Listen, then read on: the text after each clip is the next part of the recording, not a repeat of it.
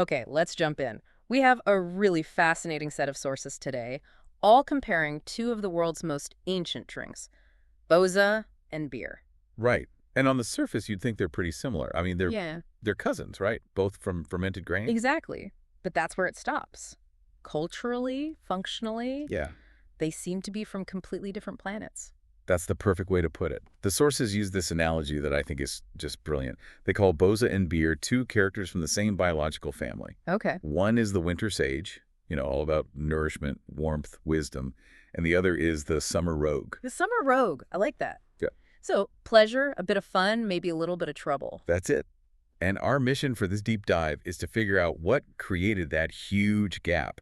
How did these tiny little technological choices our ancestors made? Turn the same basic stuffed millet, barley into completely opposite things. Yes, from how they were made to why people drank them, Yeah. right up to, what they mean for our health today. And what's really interesting for you listening is that this is like a perfect case study in how technology diverges. It is. We're going to trace how one simple decision, whether you filter the grain mash or not, ends up defining everything. Everything from nutrition to cultural status, it's amazing. It really is. It decides if something becomes a staple food or, a social drug. So let's start there then at the very beginning. Part 1. That fundamental divide, it seems like it happens almost immediately based on the raw materials. It does. It's right there in the ingredients. When you look at Boza, historically it was incredibly flexible. So not just one grain. Not at all. We see it made from millet, wheat, barley, even corn. It was really a beverage of whatever you had in abundance of locally. Okay, so opportunistic. But beer, even ancient beer, was a bit more specific. Much more specific, especially in places like Mesopotamia. It quickly centered on one key input, sprouted barley, malt. And that focus on malt changes the whole chemical game later on. But the real fork in the road, the sources say, isn't just which grain, it's how they prepped it. Yes, this is the big one. For Boza, the grain is ground up, it's cooked, and it's intentionally made into something really thick. Like a paste. A heavy paste, almost a gruel. The sources call this dense, starchy mixture the lapa. The lapa. And that's the key because the fermentation happens inside that thick, solid mass. Exactly. You're keeping all the grain solids, so the final drink is thick, it's dense, it's opaque. It's basically a liquid food. You could stand a spoon in it. You really could. Now, contrast that immediately with beer. From the earliest records we have, the whole goal was different. They wanted to get the liquid out. Filtration. That was the crucial step. You make mash, sure, but then you separate the sweet liquid, the wort, from all the solid bits of grain. So even if early beer wasn't crystal clear, the intent was to make a fluid. The intent was liquid delivery. That's it. Which gives us our first big takeaway, and it's a great one. The ancient world saw Boza as something eaten like a drink, and beer was just drunk like a drink. So one is our ancestors' energy bar, and the other is a social beverage. And that single difference, solids in versus solids, outsets the stage for the entire microbial battle to come. Which is a perfect transition to part 2, the control factor. Yeah.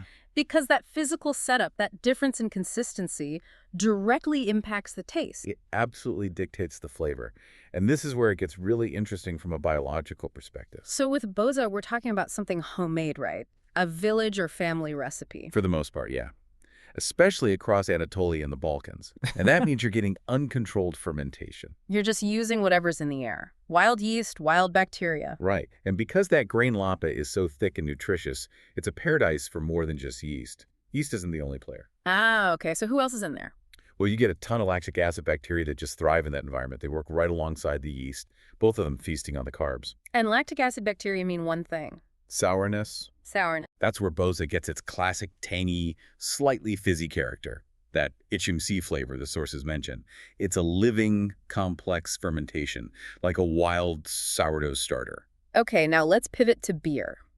We said it was more controlled, sometimes even state-run in places like Egypt. Right. And when you filter out the solids and you're just fermenting that liquid wort, you create an environment that massively favors the yeast. It's not as friendly to all those other bacteria? Not at all. The yeast population just takes over, becomes the dominant microbe. And with yeast in charge, you get a totally different flavor profile. And then much later in history, you add hops, which are antibacterial. And that just seals the deal. The flavor shifts completely away from sour and toward bitterness or acidity, So it's a perfect chain of events. The choice to filter or not that determines the microbes. which determines the taste. Unfiltered kitchen product becomes sour and nutritious. Filtered tavern product becomes bitter and intoxicating. It's a beautiful, clean line of cause and effect. It really is. And that word intoxicating brings us right to the heart of the matter. Part 3. The intoxication question. The big one. Was that the goal for both? Or was it just an accident for one of them? Well, this is where you have to separate intent from risk. When Boza was consumed fresh, as it was meant to be, the alcohol was incredibly low. Like, how low? Maybe 0.5%, 1% tops. It was basically a fizzy, fermented porridge, a daily food, especially in winter. But, and this is a big but, it's a living drink. The fermentation doesn't just stop. It doesn't stop. So if you let it sit for a few days, especially if it's warm, that alcohol level starts to creep up. And suddenly it's not 1% anymore. Suddenly it's 2, 3, maybe even 4%. And yes, if you're drinking old, strong Boza, it could absolutely intoxicate you. Okay, so that's Boza. Now, historical beer. There was no question about the intent there, was there? Not at all. From Mesopotamian tablets to Egyptian tombs, beer was made to be reliably intoxicating, usually somewhere between 3 and 6% alcohol. Sometimes much stronger. Oh yeah, so the sources frame it this way. Beer offered conscious intoxication.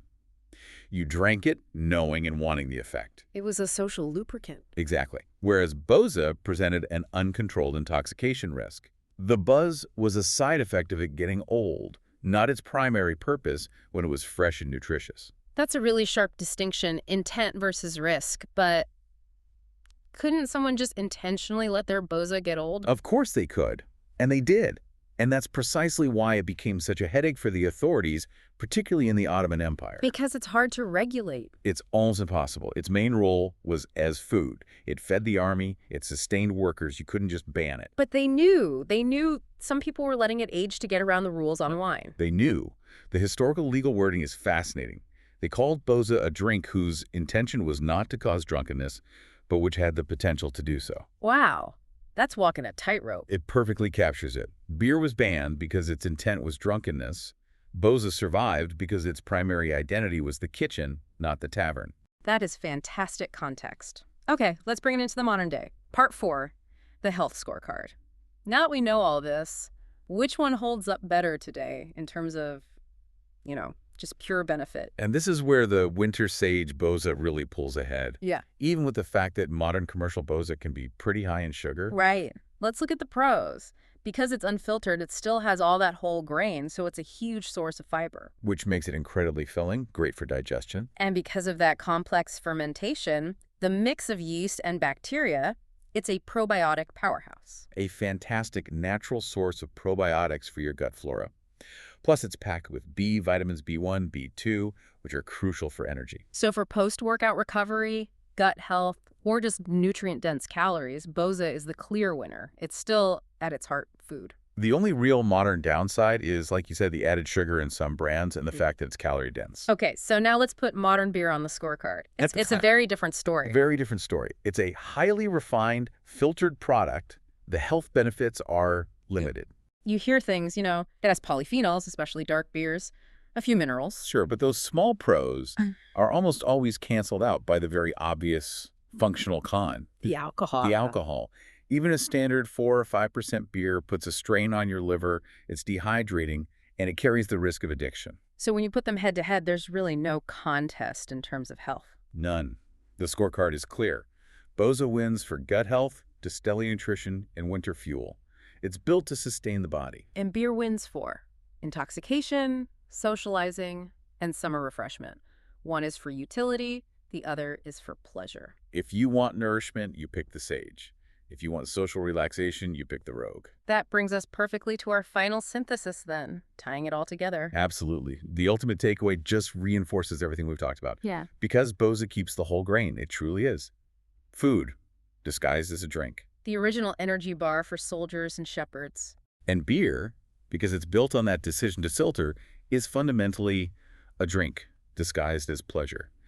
Its main job is to deliver ethanol for social purposes. So in the modern world, if we're just talking about overall benefit for the average person, it's not even close. Boza has the open-ended lead in terms of positive nutritional impact. It's an amazing story. Two children born from the same process fermentation. But that one choice, filter or don't filter, sent them down two completely different paths. One became the child of the kitchen, all about sustenance. And the other became the child of the tavern, all about merriment. Exactly. So as a final thought for everyone listening, when you look at all the fermented products out there today, kombucha, kefir, wine, everything else, think about that.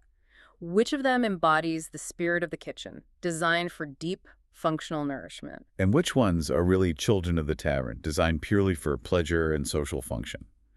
That distinction really changes how you look at everything you consume,